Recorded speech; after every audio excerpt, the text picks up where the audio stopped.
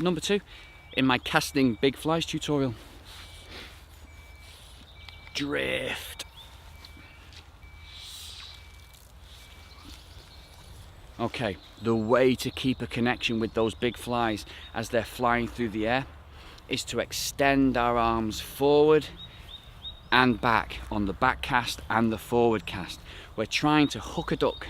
You know, like those circus games, you go with a hook and you hook the duck. Well, you want to keep connection with the fly. The fly is the duck, and you're always going to hook the duck. If you unhook the duck and it flies around of its own accord and it's got slack in it, when you go forward or back, there's going to be a big bounce, and then that puts more slack in it because you're only using very, very short, heavy leaders and heavy flies. There's just very little taper to slow down those big flies, because if there was lots of taper, it wouldn't cast the big fly. So it's just one of those things of casting big flies. You've got to adjust your stroke length. I'll turn it around to show you what I mean. This is me casting backwards, but look as I move my body. You see that? I'm keeping the connection. I'm always hooking the duck. See that? Hook the duck, hook the duck, hook the duck. Where did it go? Dead straight, that's where it went. Yeah? Keep connection with the fly by extending your stroke length, which means on the back cast, do that. On the forward cast, do that. On the back cast, do that. And you open your stance. Yeah?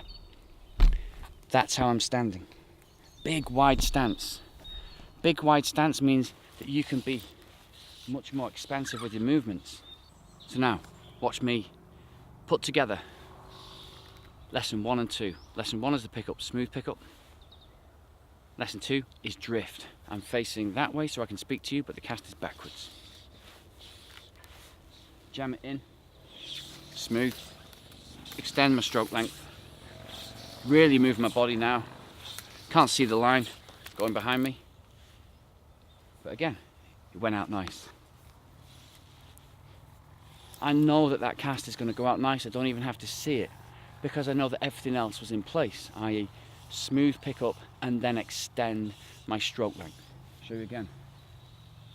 Pick up, extend your stroke length.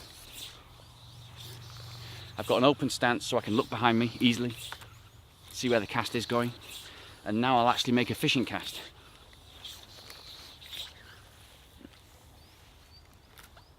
Eight inches from the edge of the bank, landed totally straight.